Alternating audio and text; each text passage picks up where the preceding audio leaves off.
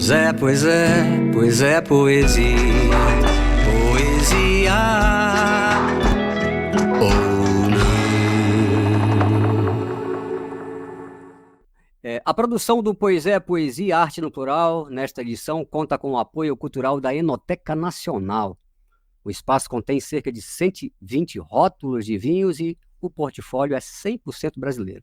Se você mora ou encontra-se em São Paulo, aproveite para conhecer a Enoteca Nacional. O endereço da Enoteca Nacional é Rua Professor Sebastião Soares de Faria 32, na Bela Vista. Eu sempre dou uma passada por lá para degustar um bom vinho nacional e aproveitar para pensar no próximo roteiro do Pois é Poesia. Foi lá que ouvimos as pessoas para saber onde elas encontram poesia na música brasileira e você vai conosco ouvir o que elas contam e o que elas cantam. Confira o vídeo. Meu nome é Márcia e uma música para mim que é poesia é Exagerado do Cazuza. Exagerado, jogado aos seus pés, eu sou mesmo exagerado. Adoro um amor inventado. Eu me chamo Wesley e uma música que faz todo sentido para mim, que é para mim é um grande clássico, é uma coisa que inspira muito, seria Pais e Filhos, de Renato Russo, Legião Urbana. Estátuas e cofres e paredes pintadas, ninguém sabe o que aconteceu. Ela se jogou da janela do quinto andar, nada é fácil de entender. Dorme agora.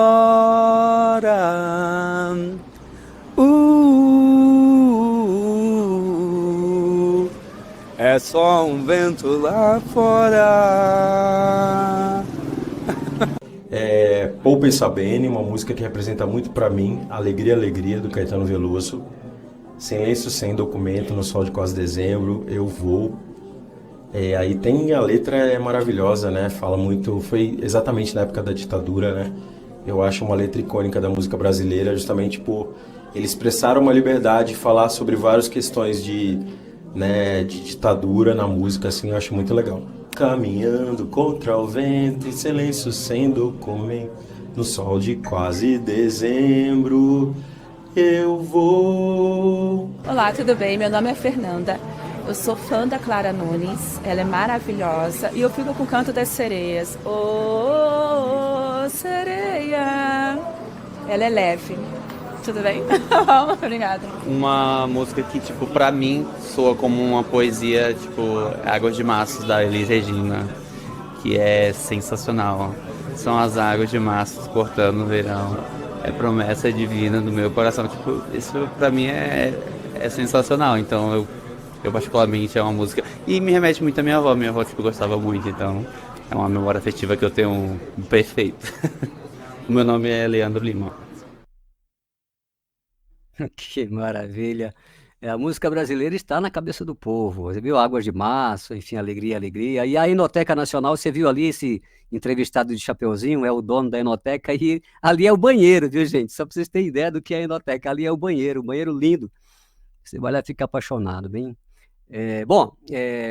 Ainda sobre essa geração fantástica de letristas, né, na década de 80, mais precisamente em 85, aparece no cenário musical o Agenor de Miranda Araújo Neto. Sabe quem é? É o Cazuza, né? Segundo alguns especialistas, né, ele foi muito influenciado pelas gerações anteriores. O Pasquale falava ali Noel Rosa, Cartola, ele ouviu muito esse pessoal, né? E o Cazuza, ele atualiza e potencializa o celeiro das letras, né? Letras inopinadas, de humor ácido, irônico, numa crítica ferrenha à sociedade num jeito aparentemente doce, né? E para falar sobre isso e muito mais, convido agora o sociólogo e escritor Mário Luiz Grangeia.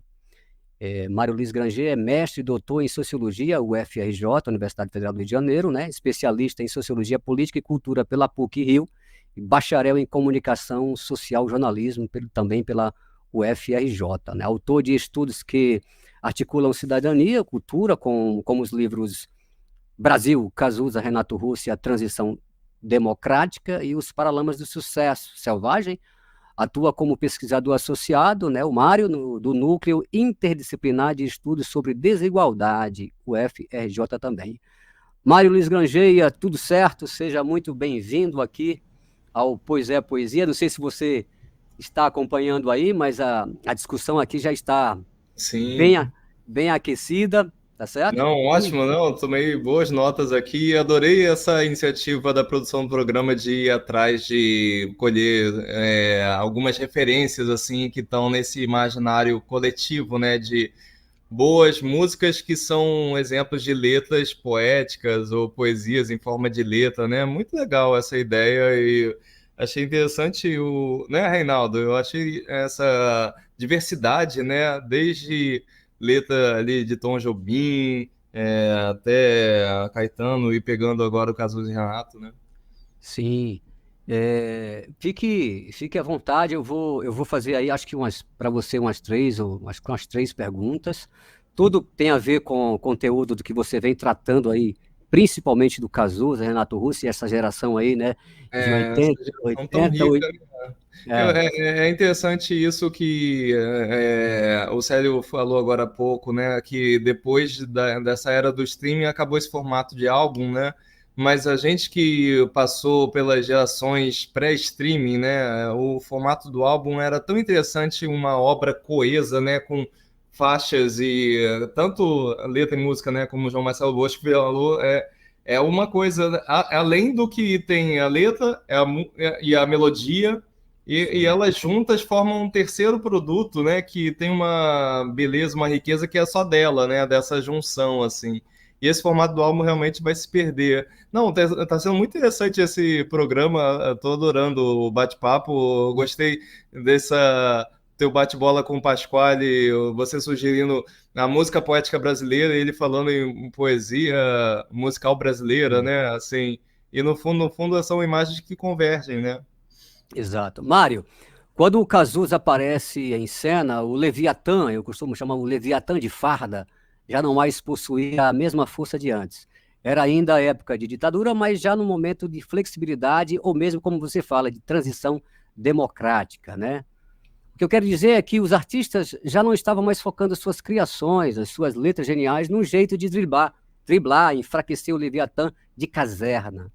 Em meio a essa transição, qual foi o diferencial do Cazuza? Nesse tempo, qual era o brado desses letristas? Olha, bacana essa questão. Eu vou começar, né, respondendo, pensando primeiro, né, no diferencial como geração, né? Assim, a gente teve de fato a Tropicália, né? A Alegria, Alegria é só um dos exemplos, né? O Tropicalismo foi uma trilha sonora muito da reação àqueles anos de AI-5, né? Assim como também a Bossa Nova tinha sido não digo uma reação, mas uma trilha sonora que acompanhou aqueles anos de otimismo, né, da era JK. Então, assim, muito da trilha sonora, como foi falado aqui, né, dessa poesia popular, né, na forma de música popular, muito dessas músicas acompanharam o período histórico em que elas foram gestadas, né? Só que essa geração dos anos 80 meio que estava meio sendo recuperada, assim, muito... como já foi dito aqui, nos anos 60, anos 70, se fazia muito a música pensando na televisão, né? E, de fato, isso aconteceu também nos anos 80. Só que a trilha daqueles roqueiros, né, principalmente roqueiros, mas dessa geração da juventude dos anos 80, Cazuza, Renato e outros, eles fizeram uma trilha sonora que retrata muito bem essa transição, né, da ditadura para a democracia. E aí você falava sobre esse Leviatã de farda e como é que o Cazuza se contrapunha a ele, né? Eu lembro aquele episódio que ficou bem marcado, foi 88, né? 85 o Cazuza tinha cantado naquela euforia da eleição indireta do Tancredo. Ele botou a bandeira do Brasil e falou assim, o dia nascer feliz amanhã para todo mundo e tal. Tinha sido um Rock in Rio que agora está comemorando 40 anos. O Direta Já, né? Pois é, e ele, né, estava lá celebrando aquela eleição, e aí no final das contas, 3 anos depois, em 88, ele estava cuspindo na bandeira do Brasil naquele episódio clássico lá do Canecão, né? E aí, assim, o Cazuza, ele realmente teve essa sacada de parar e cantar o Brasil daquele tempo, assim como o Renato já tinha feito desde os tempos de Aborto Elétrico, que era a banda punk que veio antes da Legião Urbana, e ele diz o Frejá, inclusive, que foi meio que a reboque da doença, ele percebeu que precisava cantar a vida coletiva, não só cantar aqueles dramas juvenis, questões de autoafirmação que tem no Exagerado, que foi citado também por uma participante aqui do programa, né, desse Povo Fala, mas o Exagerado, outras músicas do início da carreira do Cazuza eram muito focadas naquele universo mais próximo dele. E aí ele percebeu que precisava também, assim como o Renato tinha feito no Aborto Elétrico e vinha fazendo na Legião, e aí ele traz, por exemplo, o Brasil, traz O Tempo Não Para, traz Ideologia. Então essas músicas assim são muito uma trilha sonora que retrata essa indignação com a esperança que vinha na forma do Cazuza embalado com a bandeira do Brasil no dia da eleição de Tancredo. E aí, depois ele falava assim, nossa, não veio o Tancredo, veio o Sarney. E aí, no dia seguinte, ele foi muito atacado na imprensa por ter cuspido na bandeira do Brasil e tal. E a reação do Cazuza, não sei se você recorda, mas ele chegou e mandou carta aberta, assim, na imprensa, dizendo que ele... Sim, não se arrependia daquele cuspe, porque ele estava cuspindo no Brasil, naquela bandeira, porque o que estava escrito nela, ordem e progresso, não tinha vindo, e de fato, enquanto não houvesse, ele ia ficar esperando, né? Então, ele, tanto como artista, né, performer, ele expressou essa indignação, como também como letrista, né, como autor, e aí aqui a propósito do tema do programa, como poeta, ele chegou e cravou, né, em letras como essas que eu citei agora há pouco, Ideologia, Brasil.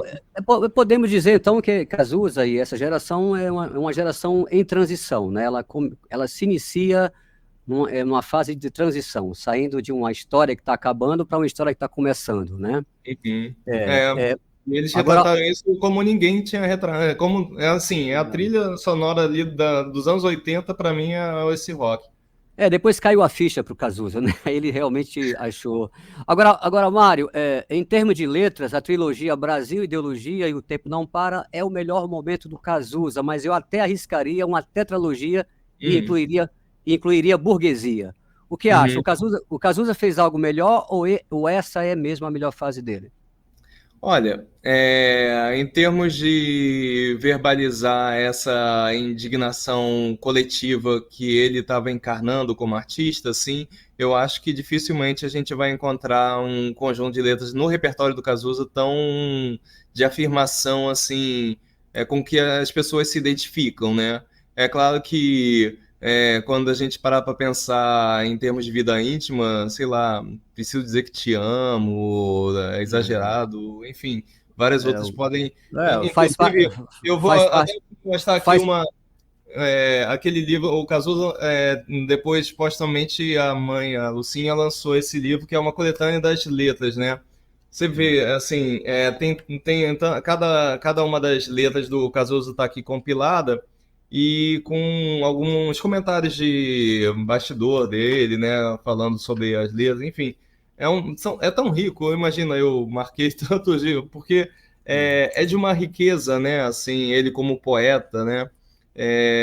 Agora, interessante, eu estava aqui vendo, não sei se você conhece, mas o Leone, ele lançou, e agora, uns 3 anos atrás, ele fez uma segunda edição num livro que ele entrevistou vários poetas, assim, Cazuza não chegou a ser um deles, mas ele entrevistou, né, e que foi parceiro, inclusive, do Leone.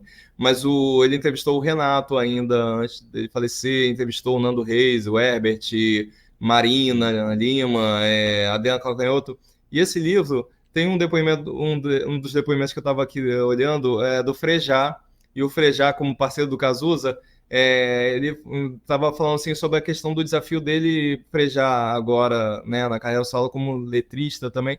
Ele não fluía tanto quanto outros artistas, assim, como em termos da letra, né? Ele relata nessa entrevista para o Leone que, em termos de melodia, ele se sente mais versátil e tal. Mas você me permite ler um trecho do Frejá nessa entrevista para o Leone?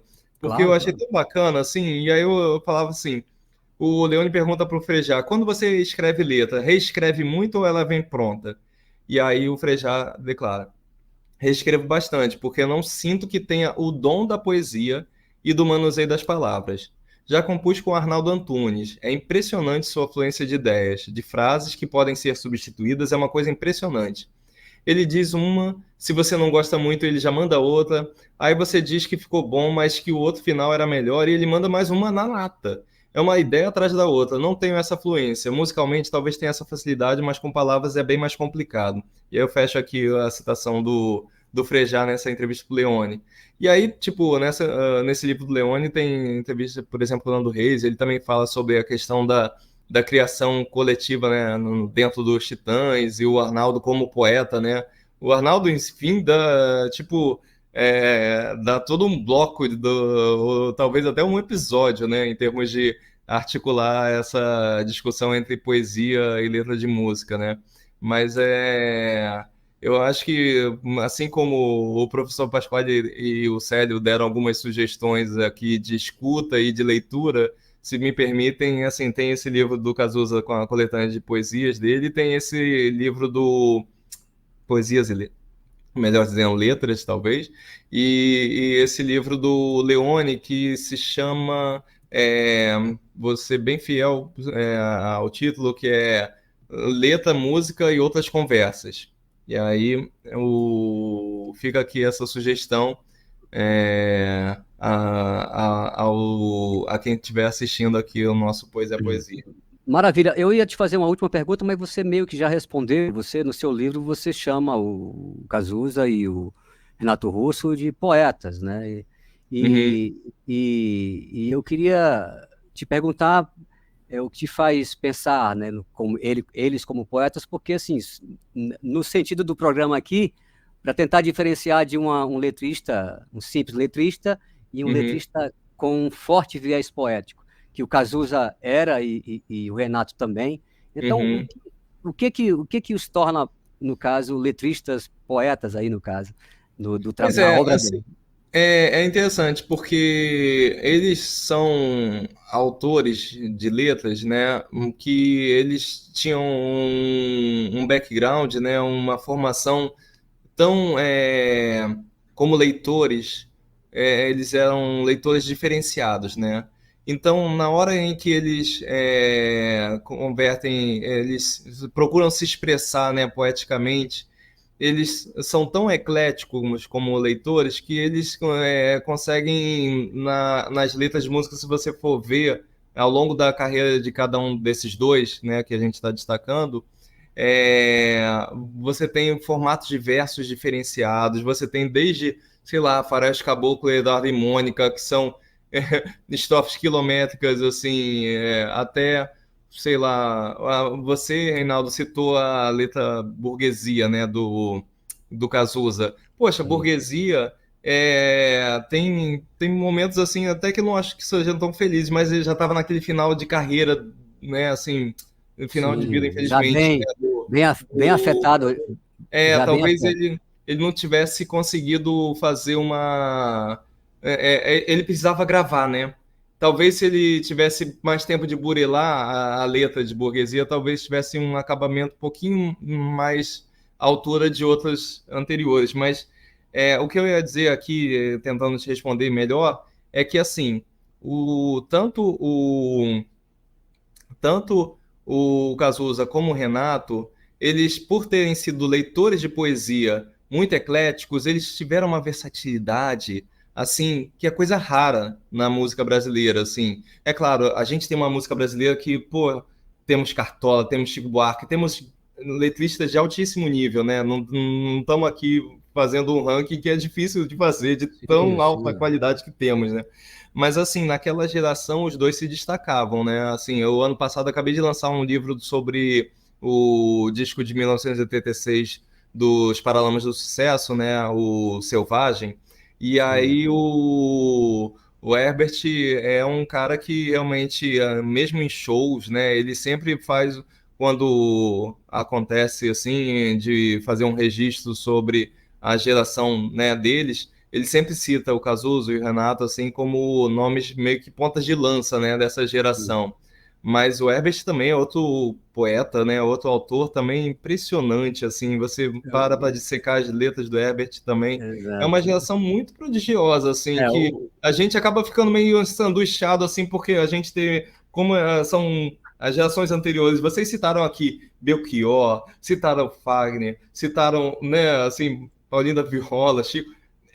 Era uma geração muito grande. Talvez eles tiveram o azar de vir antes vir logo depois de uma geração que era, né, realmente muito valorosa, né?